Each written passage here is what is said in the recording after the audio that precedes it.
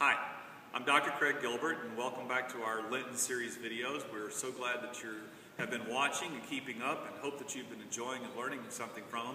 I'm back in the robe because we're dealing with a sacrament, the sacrament of baptism.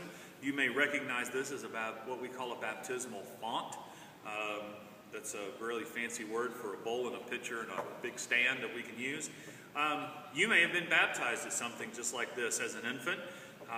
Perhaps even as an adult, you knelt and someone scooped water out of here and placed it on your head. You know, in my tradition, as I grew up, we had a baptismal, a walk-in baptismal back at the top. About where the bells are now. You could walk in, it had a glass wall on it, and you could see the pool, and everybody got in and you got baptized. Before we built that building, I was baptized at 13. I was baptized in someone's backyard, in their pool.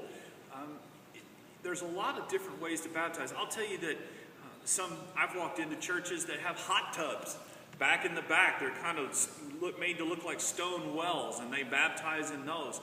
One of the most powerful baptisms I ever saw, I was in a church that was baptizing an infant, and they had a baptismal font at the back that was a pool.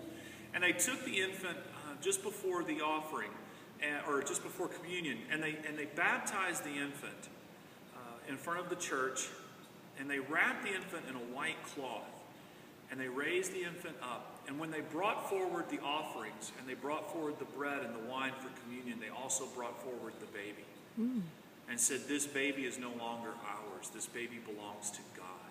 And the family offered the baby before God, and the priest blessed the baby and handed the baby back to the family. And it was such a moving testament to a dedication to God through the water.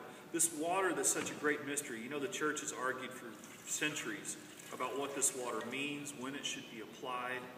But the one thing that we all seem to agree on, that this water somehow signifies and signals that there's been a change, both internally and externally, in who this person is that's been cleaned by this water. Whether they're an infant or an adult, it doesn't seem to matter that change is a significant one.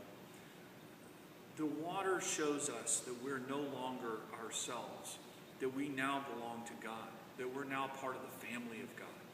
Whether we've been baptized as an infant and our parents say, yes, this baby belongs to God and we're going to raise this baby as God's child, or as an adult or a young adult, a teenager, and we say, you know what, I love the Lord and I want to give my life to God and I want to be part of God's family.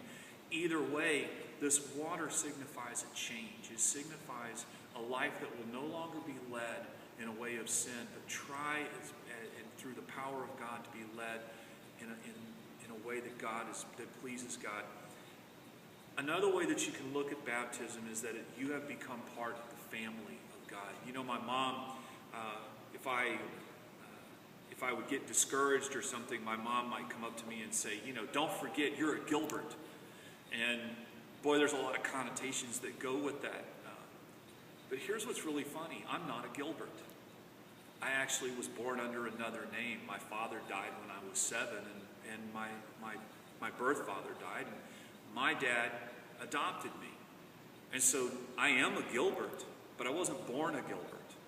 But yet my mom will pull that through and say, you know, you're a Gilbert, and it says that bloodline flows through me, even though it doesn't.